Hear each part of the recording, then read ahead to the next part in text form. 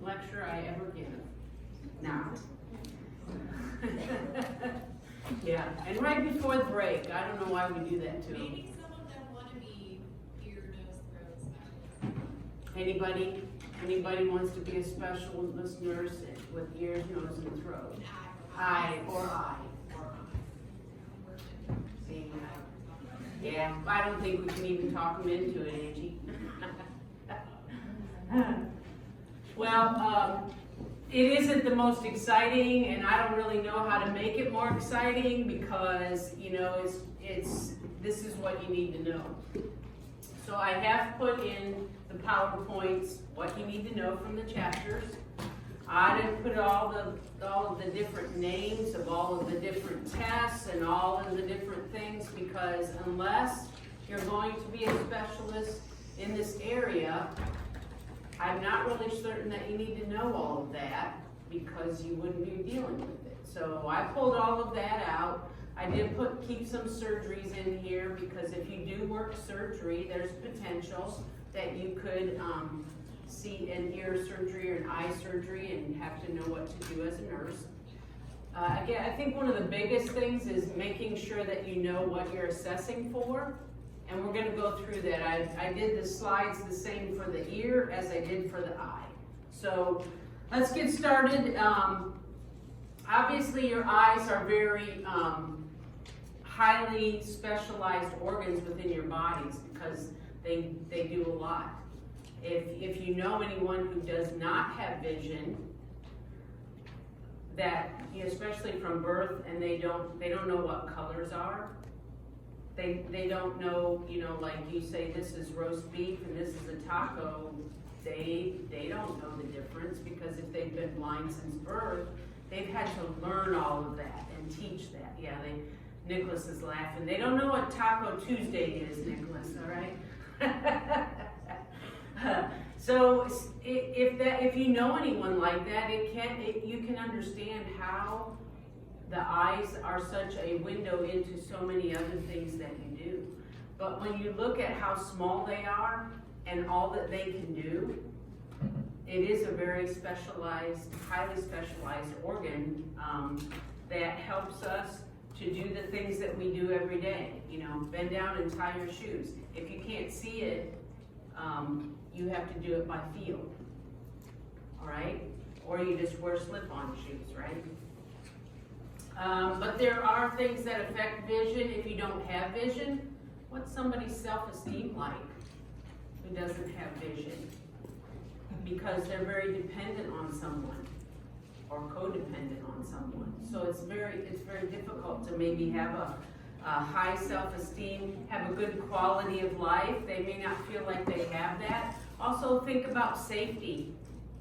They want to be as independent as possible, and we have means for them to use the blind stick and to be able to touch things and be able to hear sounds bouncing off of different things, but it still is a safety issue. They're not going to see everything because they don't have a peripheral vision. And even some of our elderly people, as we get older, we lose some of those capabilities as we'll talk about. Our vision gets very minimal because some don't have peripheral vision. They lose that, or macro degeneration, and they have difficulty seeing. So there's a quality of life that goes along with that and safety that goes along with vision issues. So when we look at different issues that can take place in a variety of healthcare settings, you're more than likely all going to work in places that people either have high blood pressure, they have diabetes, they have potentially some types of autoimmune lupus, AIDS, things like that. You're going to work in areas that you're going to see clients that have these issues. So you have to be able to assess very well and be able to, if you determine that there's an issue, what do we do with that information? Do we just chart it and we let it go? No, I hope not. I hope that we're saying, okay, well, you need to see a specialist, or you need to get a doctor that specializes in whatever's wrong with your vision. We might need to consult with, to help to prevent any further visual loss. So it may only be impaired a little, but we don't want it to go any further. So, okay, here's some places that you can go that could help you with your vision. So we want to implement those as nurses. And if there is impaired vision, you're going to have to deal with it if they're in the hospital. You're going to have to deal with it if they're a surgical patient. And you need to know what are my best implementation to help this person without making them feel small again. Because you don't just do everything for them if they're an independent person. And then suddenly, okay, well, let me cut up your food, let me do this for you. You don't want to go backtrack in their independence. So you have to know, well, where is this person at, and how can I help them? So those are some of the things we're going to talk about. First of all, if you forgot either the anatomy of the ear or the anatomy of the eye, you need to go back and make sure that you review the anatomy of the eye. We want to talk about this particular organ because we're going to assess it externally. We're going to, see if there's vision impairment. We're not doing the things that even a nurse practitioner would do. We're not doing the vision assessment that an eye specialist would do. But we are looking, you guys remember from physical assessment, when you made you did acuity, you took your pen light, you were checking different muscles, seeing if that's working. If you see an impairment that could lead to something else, then you need to know what to do with that information. Knowing that the eyes have tears. What are the tears telling us? I mean, if it's because our patient's crying, that's normal. We want to see tears more than likely. But are their eyes drainage and it's clear liquid? What do I do with that? Does the patient have allergies? Do they have dry eye? What's going on? You may not be able to diagnose necessarily, but you know that there's something not correct. All right. The other thing with the eyes is the conjunctiva or the conjunctiva. It's that sac within the eye that you're looking at to see what? When we pull that down and we look in there, what are we looking for? What color should it be? Pink. It should be pink, all right? Mucous membranes, that's what we're looking at, right? We want pink mucous membranes. But that conjunctiva, if it's swollen, it's that sac that protects the eye. If it's swollen, is it infected? Is it draining? Yellowish drainage, pus? What's going on there?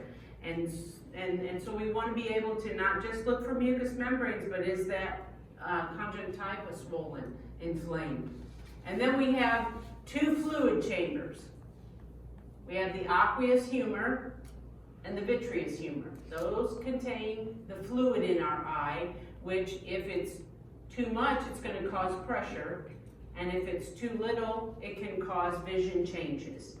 So it helps to maintain the shape of the eye, those fluids in there, but we have to keep them balanced. And I'm not saying that you're going to necessarily look at those to check that out. That's what an eye doctor is going to do, okay? Ophthalmologist. But you are going to see is something that maybe potentially could be affecting that based on your assessment of the eye. So when we do an assessment of the eye, we want to do a verbal assessment. And by verbal, we're going to ask the patient questions like, have you ever had pain in your eye? Especially if you have like diabetes, hypertension, things like that, because those are going to be related to pressures within the eye as well. So we can ask our patient, if they're complaining of pain in their eye, well, when did it start? What does it feel like? You know, is it a stabbing pain? Is it an adult ache? How long have you had this problem? You're going to ask all these types of questions. Is there anything that you do when this happens that helps your eye? You know, do they take ibuprofen and it seems to help? When they lay down or when they go into a dark room, whatever they tell you, what helps with that? Is there anything? We can use, I just have a little tiny one, but Snellen chart. You guys know if you go to the doctor, the eye doctor, and they cover up one eye and read that line, which line, what's the smallest line you can read? That's a Snellen chart. And these are going to come into play when you guys do pediatrics as well, because we do these kinds of things with pediatrics to assess because they're growing, and we want to catch something before it potentially becomes a problem. So we can use the Snellen chart. When we assess visually though, you want to do some things that I don't see you guys do a lot of, but when you do an assessment and you're assessing the eyes, shut the lights off. At least the lights around the bed. Not necessarily the lights in the room, but the lights around the bed, because those are bright and you're going to see a whole lot better when you shine that pin light in there, and you're going to get, you know, how big was that pupil? Did it constrict, dilate? What did it do? And then, you know, what did it change to? You'll get a whole lot better picture if you just shut those lights off and do your assessment. So when we assess, you're looking, is there any inflammation? Is there irritation? Is their eye red? And when it's red, we want to ask the patient, does it itch? Or is it just red? You know, because some people's eyes are red and they don't even know anything about it. I had that for a long time. They say, well, you got a pink eye, something wrong with your eye? And I'd be like, what? I go in the bathroom, my eye would be all red. Well, I had dry eye, and I needed to put some drops in there to keep that, you know, color from being, so they may not even know that their eyes are red. But when you assess, is there irritation, is there inflammation, is there discharge, you're looking for that. And what parts of the eye are we doing? You know, you're going to look at the eyelids, because eyelids can be puffy as well, right? You're looking at the eyelashes to see if there has been some drainage, they'll stick together. You may not see the drainage right then, but are the eyelids wet? You know how when you cry, your eyelid or your eyelashes will stick together until they get dried back out again. Same thing if a patient has drainage in their eyes, that will happen. Well, pupils, I said we would look at that. What are they doing? Constricting, dilating with light, or less light, I should say. The position of the eyes. My mother-in-law had an eye issue because it was the muscles around her eye. So when she looked at you, she was looking at me, but her eyes weren't looking at me. She had an eye that wandered off because the muscles wouldn't bring that eye back. And so it was kind of scary at first when I got married. It's like, is she looking at me, or, you know, and is she mad at me? Because she's talking to me, but she's not looking at me. So that may be that. When you look at their eyes, how are they in relationship to each other? If they're talking to you, are both of the eyes looking at you? Or is one kind of wandering off? And what position are they in? When you do the perla and some of the other things that you guys did as assessments with your pen light, you're checking those extraocular movements, which are muscles. So do they have that muscle movement? Some don't. Some people cannot follow that pen light in there, or whatever you use. So you're checking those kind of things, documenting those. Does your patient have ptosis? Anybody know what ptosis is? A droopy eyelid. If you look at me, and especially when I'm tired, my left eyelid is farther down than my right eye. And if you ask me about it, I'll say, well, my mom has it. My grandmother had it. So it's hereditary, all right?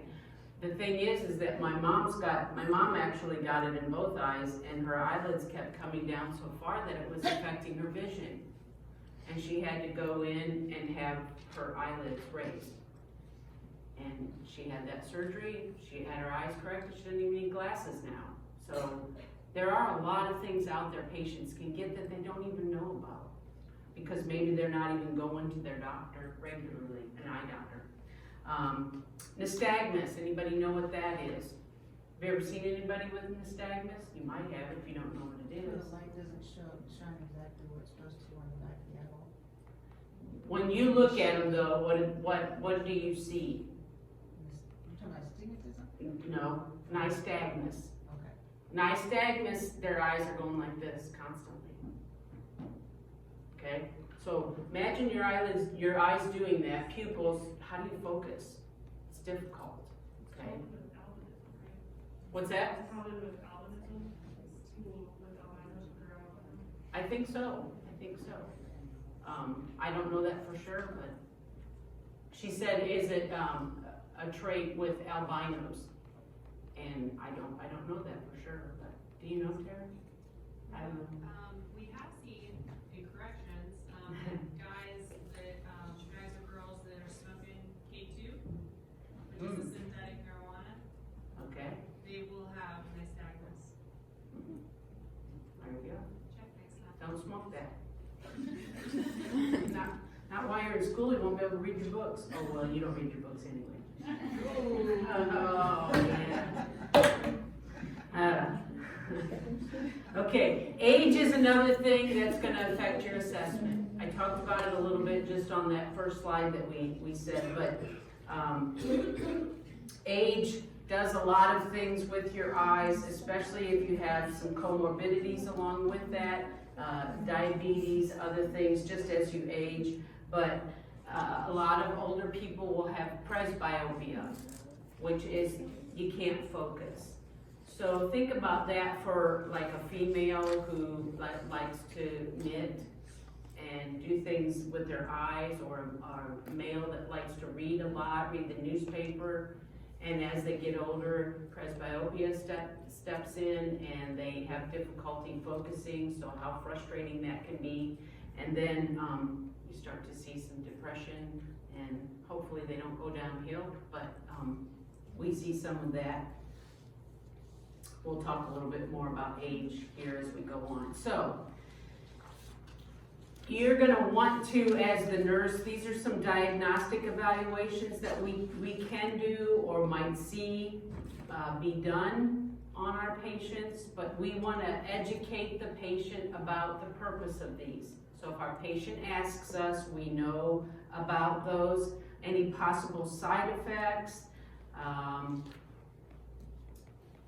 But the point being, I'm not asking you to know these now. I'm not asking you to know these, because this is if you are going to work in an eye doctor's office, you would need to know all of these. Because if a patient says, well, I'm having tonometry testing, what does that mean? You would need to know that to explain to them. I'm not asking you to know these. I'm not going to test you on these, because I don't feel like you shouldn't have to know them unless you're going to be an eye specialist, okay? You're not going to see any of these done in the emergency room. You're not going to see these done, on the floors, because ophthalmologists aren't going to come to your acute care facilities. Now, if you do work maybe long-term care and you have them come to the unit, you might need to know that, but you're going to have to brief up on it before you're going to work there anyway. So I'm not asking you to know these, I'm just saying these are different tests that they can do to evaluate someone's vision. When you have impaired vision though, we're looking at these, and I do expect that you would know these, okay? So emmetropia, we don't ever hear anybody say this. I've never heard this until as a nursing person. This is just normal vision. We just say you have normal vision. We don't say this word, right? Because I can't even pronounce it, right? I'm sure I'm not. So, but you need to know what that means, okay? Myopia means that you're nearsighted. Means that you can see things close, but you can't see far away. Myopia. Hyperopia is farsighted, meaning hyper, think, extended above, you can see far away, but you can't see near. So you probably need reading glasses. And then, this is what you thought I was saying, astigmatism, okay? Astigmatism is an irregularity in the cornea, so it's causing some vision problems. And you probably will need glasses if you have an astigmatism, more than likely. They can do all kinds of things now though, so it's interesting. And at one point they said I did have it, then I didn't have it, and then I did have it, so I don't know that you can get rid of it, but that's what they said. And blindness, we're gonna wanna know about blindness. This would be, we all talk about 20/20 vision. This would be a person who has 2400 or worse.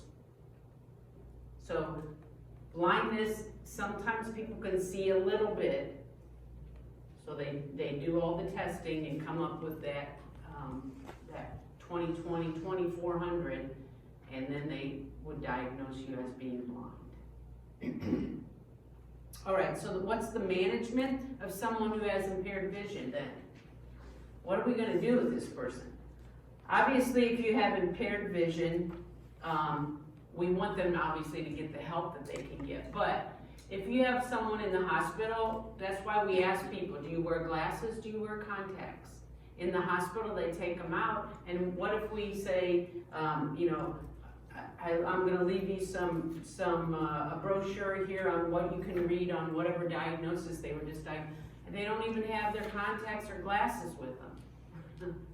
Okay, we need to know that. The patient may not say that, they'll say, okay, well they're not gonna read it if they can't see it. All right, so to follow up and say, well, can you tell me anything about what you read? Then you're gonna find out they couldn't read it.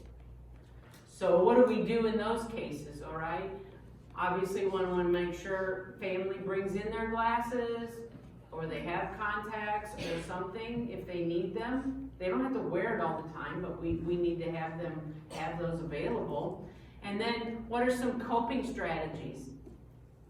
If we have an elderly patient who's in the hospital and they don't think they have any vision problems, but they can't get to the bathroom very well because they're having trouble focusing on, like they can't find the wall or something, and we analyze that and assess that.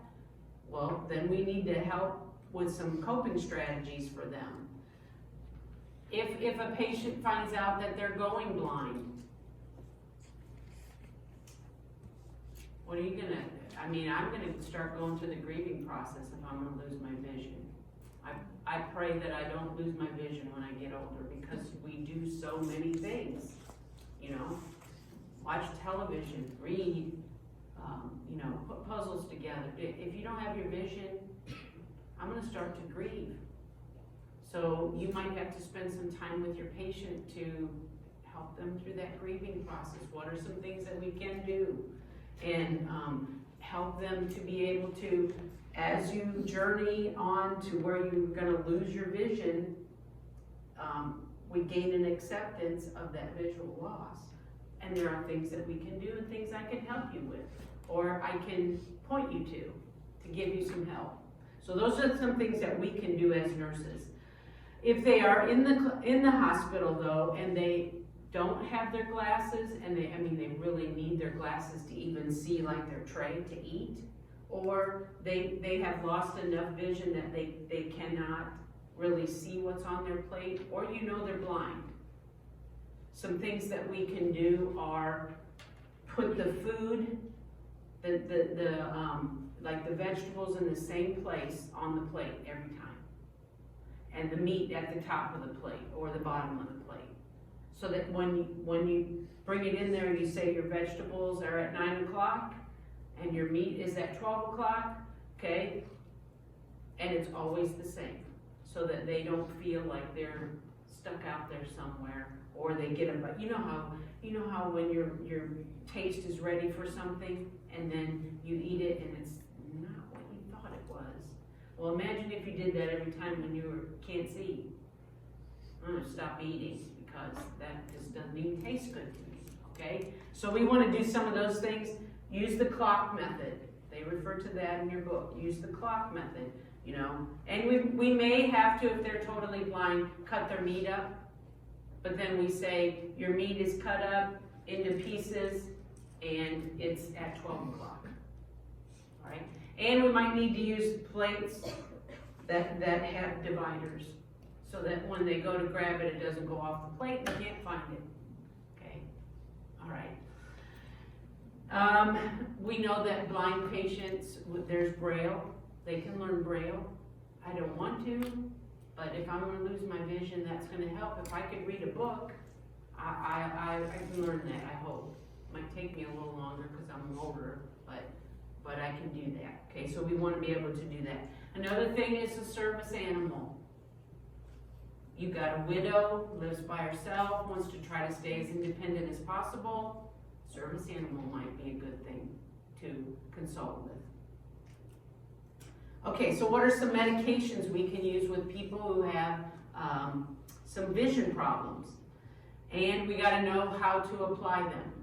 So if you have a topical medication, here's the important thing about that. What's in the tube is sterile. So if it's sterile, I want what's sterile to go in my eye. Not the tip of the tube, should not touch the patient's eye. We need to be able to do that for our patients as well as explain that to our patients. What do you guys usually do after you use a topical ointment? You squirt it on a gauze pad, use it, put the lid back on, right? Okay, whatever was on the outside of that tube now is no longer sterile. And you just put a cap on it. The next person who comes along, untwists the cap, squirts it out. It's not sterile anymore. Okay, so it sounds like, you know, I'm being picky, but I am. Because what I want to go in my eye is something that's sterile. If I have a problem and I need that medication, and you know the way they taught you in nurse aid school, when you wash a patient, you wash the eye and you flip the washcloth and you wash the other eye. Because stuff can go from one eye to the other eye very easily. And people touch their eyes and scratch their eyes, and then it gets to the other eye. Because guess what? That scratches, oh, and I didn't wash my hands in between. So you've got to be really careful if you have a patient like that, or if you have to apply topical medication, especially to the eye. Take your sterile gauze that's not been used, wipe off the top, and then put the cap back on. And hopefully the person before you did that too. If not, wipe it off to be sure before you squirt it out. Okay? I can't emphasize that enough. The other thing, same thing with drops. What's inside should go in my eye, not the tube or the bottle touch my eye. We've got to teach our patients that, and sometimes they can't see that to see how close they are. So we want to be able to show them that. We roll this down, right? And where do I put the dry drop in? Right there, right? Not in the corner, right there. And then we want them to blink, and we want them, if there's extra dripping out, then we can take care of that, or we can use a tissue and pat. Don't just wipe it out, right? Okay, you got that. So we have topicals, we have medications for glaucoma. It's a drop, but that particular medication, if it's being used for glaucoma, is affecting the pressure within the eye. How that works, I don't know. I really don't. But it affects the outflow of the aqueous humor where there's fluid. So it helps to keep, it will make the pupil constrict, which can affect their vision, so they need to know that. You may not want to take a walk right after you put your eye drops in, or you know, go try to get coffee out of the coffee pot because you can't see very well. All right. So we want to explain to our patients when they should do that, because that will happen. If you're going to use an anti-infective, so that's an antibiotic or an antifungal, if there's something going on, or possibly an antiviral. It can all go in the eye. If you're going to use a corticosteroid, and a lot of patients who have glaucoma, cataracts do use this long term. This is not something that they just use and they're done. They're going to use a corticosteroid long term. But patients can also use NSAIDs for pressure in their eye. So they can use ibuprofen, Aleve, all right? An anti-allergy, most of the time it's carried from one hand, from one eye to the other. So it's really important that we explain to our patients, if you take allergy medications, be sure you're washing your hands, because you're just gonna pass things from one eye to the other. And then if there's a lubricant, all that lubricant is doing is keeping the eye moist, so hopefully there's not scratches. Somebody could have scratched their eye and they've got to keep it wet, or it's like there's a knife in your eye scratching every time you blink. So you gotta keep it wet in there, and they'll use a lubricant for that. All right, so what is glaucoma? Did you know it was the silent thief of the night? Why is that? Because patients who have diabetes, who might have renal complications, who might have infections, glaucoma doesn't really tell us that there's pressure happening in the eye, or that there's damage to the optic nerve, which increases that pressure, which is what you can see there. If you look at the two different pictures, all the way at the back is the nerve coming in. Okay, there we go. You can see where it's red. They're trying to tell you that it's inflamed there. Something's wrong there at the nerve. And the reason is because there's pressure built up in the eye, and it's pushing on that nerve, which is going to cause pain.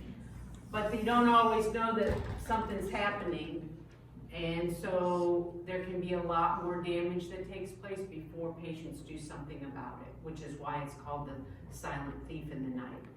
This pressure increases with age. If you don't get it taken care of, it's going to increase with age. The elevated IOP is intraocular pressure. That's what that stands for. So that's the picture of it. Sometimes patients will say that they're seeing like halos over things, or they're having blurred vision. They really need to go see an ophthalmologist so that they can look in the back of the eye and see if this is happening, because it may be glaucoma. So you want to encourage your patients to get to their physicians if they haven't been there for a while. Eventually it will,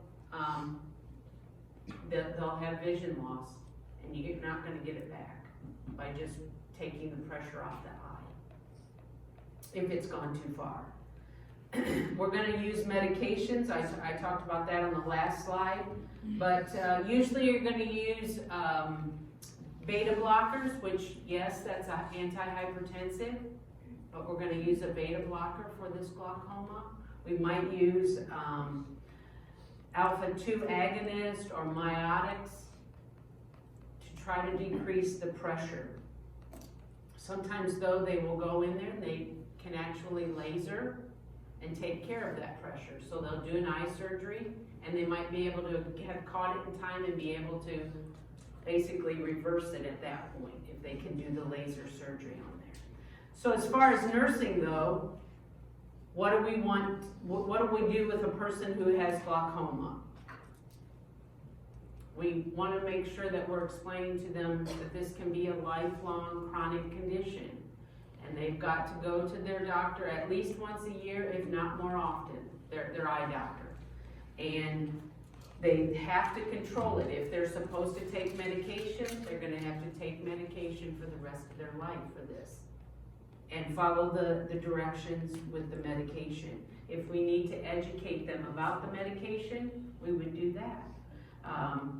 And if they begin to lose their vision, you're gonna use some of those things that I already talked about. So here's some, another issue with the eyes, cataracts. You ever seen somebody who has a cataract? This is what it looks like. You know, it looks like there's a cloud on their eye, right on their eye. And it's called opacity or cloudiness on the lens. So it's on the lens, which means that's what focus is for us to be able to read. And then if you've got a blockage on there, it's really kind of hard to see a whole word. You see this part and this part, you gotta try to put it together. So there's blurry vision, there's cloudiness, there could be, it's usually painless though. I mean, they're not having pain when you have a cataract. The pain comes from, I can't do what I want to do. That's painful. And usually it's increased with age. So if you are, like, as you get 80 years of age and older, now a lot of younger people have cataracts, but it's more likely that you're gonna see it in that age group because more than half of Americans age 80 and over have cataract. That's a lot. It's a lot of people with cataracts, over half, right? So it is the leading cause of disability in the United States. And we can do something about it. So we don't want people to lose their vision. So there is the age, once again, that's a factor. You can have surgery to take care of this. Usually a local anesthetic, less than an hour, boom, you're done. Why would we not want to do it, right? Right. So we want to encourage people to get their cataracts removed. As far as nursing goes, if we would be in the environment where we would do pre-op and post-op, that's what we would have to do with our patient. We might have to use pre-operative meds that dilate so that when the physician gets in there, they can take care of it. And then post-operatively, obviously, we're gonna tell that, we're gonna watch vital signs, we're gonna tell that patient to not do certain things. If they see vision changes, they need to call immediately back to their physician. If they would see flashing lights, if they have redness, swelling, pain, fever, any of those things, they need to call the physician. And if drainage starts, because we definitely don't want an infection after we've had eye surgery, which can happen. There are some corneal disorders that can happen with our patient. So if you look at this picture, you hopefully can see the difference between the two. See how this one goes to a point keratoconus, and it's a thinning. What happens there? Because obviously if you're stretching something, it becomes thinner and thinner, right? And that's what's happening in this particular corneal disorder. The cornea, you probably can't see it from back there if you don't have your slides up. It's this yellow part in the front. That's the cornea. All right, so if you have this particular problems, we have two different kinds. It's the keratoconus, or there is one called, and I'm not even sure, Fuchs endothelial dystrophy. That's the other one. This one's easier to, I don't think you're going to encounter the other one much. Okay, so if that cornea is thinning, the vision is impaired, right? So we have blurry vision if that happens.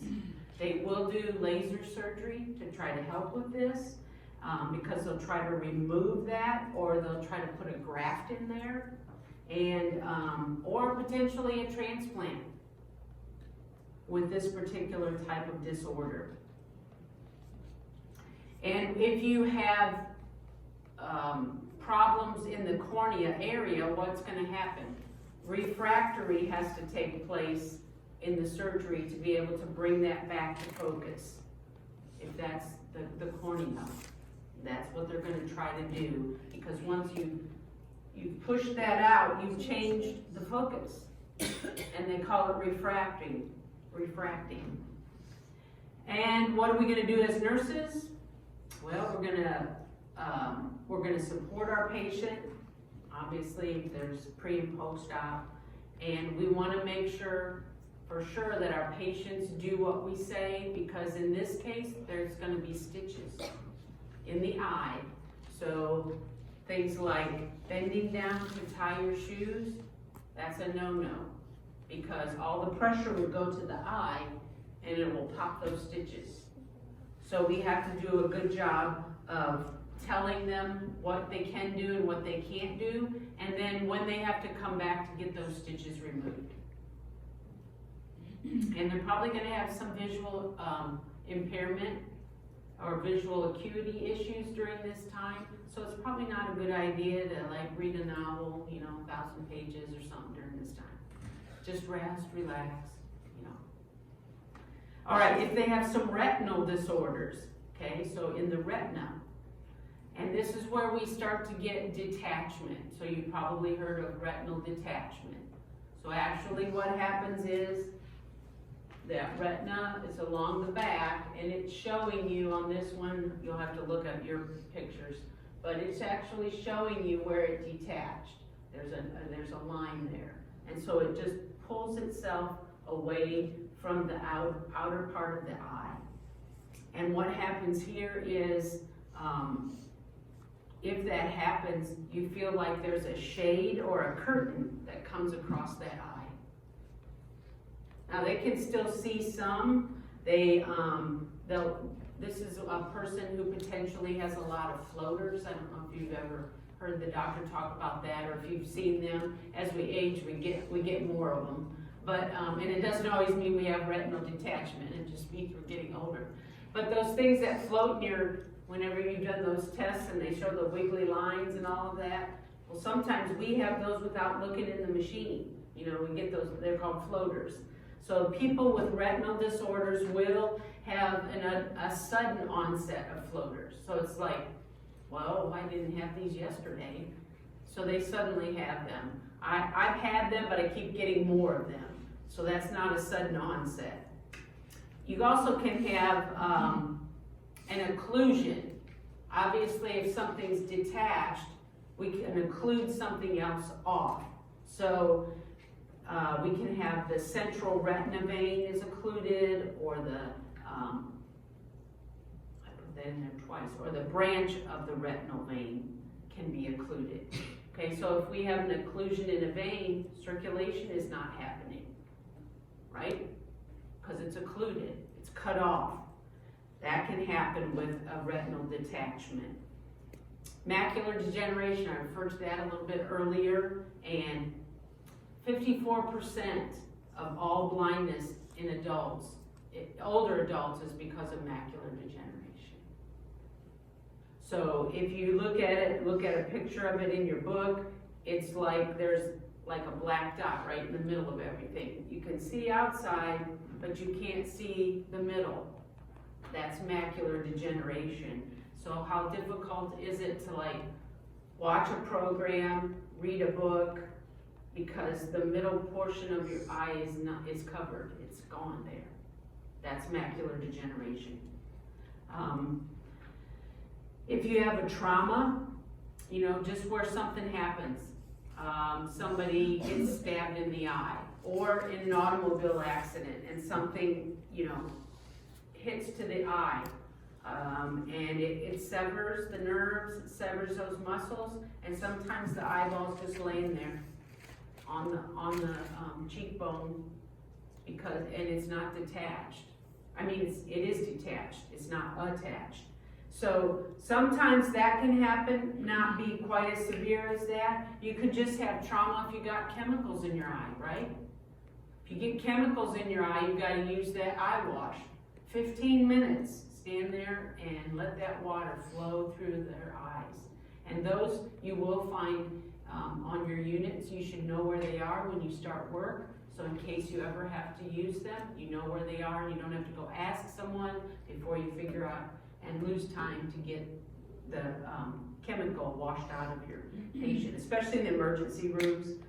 You're gonna wanna know where those are. Also, just to remove foreign objects. Have you guys ever just got something in your eye and you scratch and you do that, you're just causing more damage. Put some lubricant in there so that it'll wash itself out, or push it to the middle so it'll come out. Push it to the middle. If that doesn't work, then you might have something else going on. Some other occlusions that can cause arthrosclerosis. They can cause hypertension. They can cause venous stasis, because if you've got a blood vessel that's occluded, what happens when it gets occluded, like in our leg? We get a clot because nothing can flow through there, or very little is flowing through there. Same thing in our eyes. So there can be venous stasis in those things. Nursing wise, not a whole lot different. You're going to see a lot of the same thing with nursing. We're going to do patient education. What are signs and symptoms of complications? So how would a patient know that their retina is detached? They might not know, right? But is there any signs and symptoms they're having, like they have a headache? They might have some increased intraocular pressure going on. That could be a sign. If they have an infection, potentially it could lead to that. So there's where we direct them once again to go see their eye doctors. Rest, promote comfort, and they might need to lie in a prone position. Okay? Prone is what? Face down, right? Yeah. Okay. So put their head in a pillow and rest because of the detachment at the back of the eye. Only prone for this one, not other ones. Okay, if you have an infection or inflammatory, whenever you put itis at the end of a word, a medical term, itis, it means either infection or inflammation, one of the two, or both. Because usually if you have infection, you've got inflammation, right? So you look at this one, what will we say that is? Pink eye, right? Pink eye. That's a viral conjunctivitis, and it's contagious. So if we pulled that down, more than likely the sac is going to be red, not pink, and we've got something viral going on. The thing is that that person does not need to be around somebody with drainage, because you can infect them. But they also have to watch eye to eye, so it doesn't go from one eye to the other. That's what we don't want to happen. So if you have a cellulitis, okay, so it's itis at the end, it's saying orbital, which just means round, so it's part of the eye. A cellulitis means an inflammation of the cells or an infection of the cells. You're going to see the same look. So that's why they have to take possibly a specimen and figure out what it is, because it could be any of these things. And then for medical management of these, high dose antibiotics, a broad spectrum antibiotic to cover anything, even though, yes, it's viral, but they're going to use antibiotics for your eye. Could have a tumor in your eye. Imagine what that would feel like, you know? When you just get like a piece of sand at the beach in your eye, how much it bothers you. Have you ever done that? Just get something small in there. Imagine if you had a tumor, how that would feel. You just, yeah, you feel really like you don't have any movement. You can't see peripherally because there's a tumor there. So your vision is very, focused in one area. So whatever way you turn your head, that's the only way you're going to see. If you have a tumor, they can go in and take them out though. So they can go in and excise this tumor, take it out. Sometimes though, if it's cancerous or they have to take the whole eye, and that would be called enucleation. So sometimes people do lose their eyes, they go in and extract that eyeball, and then you can have a prosthesis. Once a prosthesis goes in though, you know, you don't have those muscles back, so it's not like your eye's gonna move, like with the other eye. So if you see somebody's, you know, you look in their eyes and when they move, one eye doesn't, potentially it could be that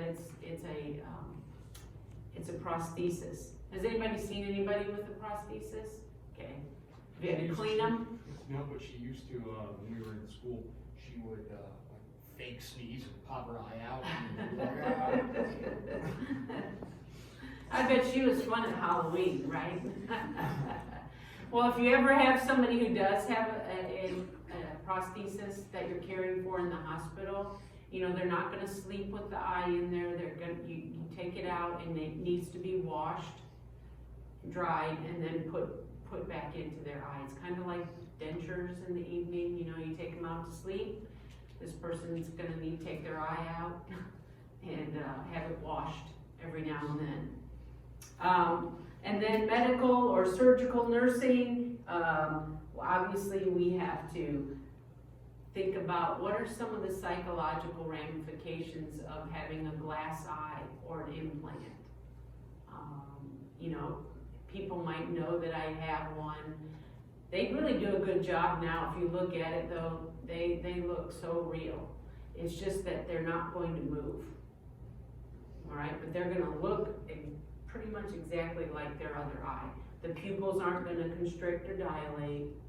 They can't do that. It's not like simulation. But they're gonna make it look as much like the other eye as possible. And so we talked about hygiene. They gotta keep that clean. Some consequences of having ocular problems. So if they aren't taken care of, more things will happen. Diabetic retinopathy, that's a huge one. If you have somebody who has diabetes, they for sure should be having yearly eye examinations. If nothing more, that they will look to make sure that they're not having any retinopathy. That hypertension, pressure in the eye, sometimes those happen even because of pregnancy. You know, so we need to have our yearly examinations. It could happen because of different injuries. Hypertension can happen, not diabetic retinopathy. That's the cause from diabetes. Hypertension can happen because of different things. You know, can happen because of pregnancy, can happen because of injuries. And if you can look close enough at that picture, you can see the difference. You can see where the eyeball is hemorrhaging, where there's some drainage in there, exudate. Oops, sorry about that. I'm touching my picture and it advanced my slides.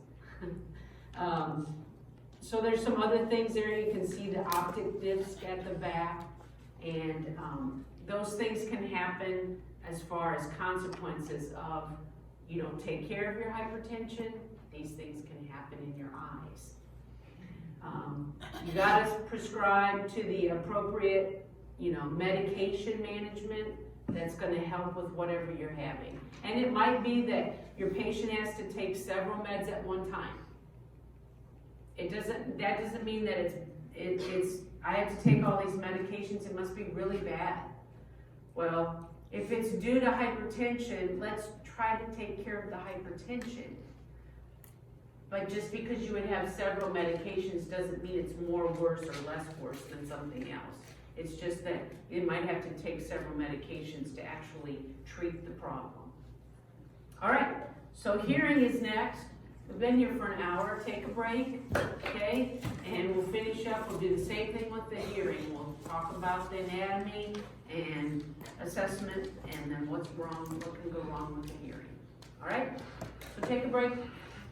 About 7 after.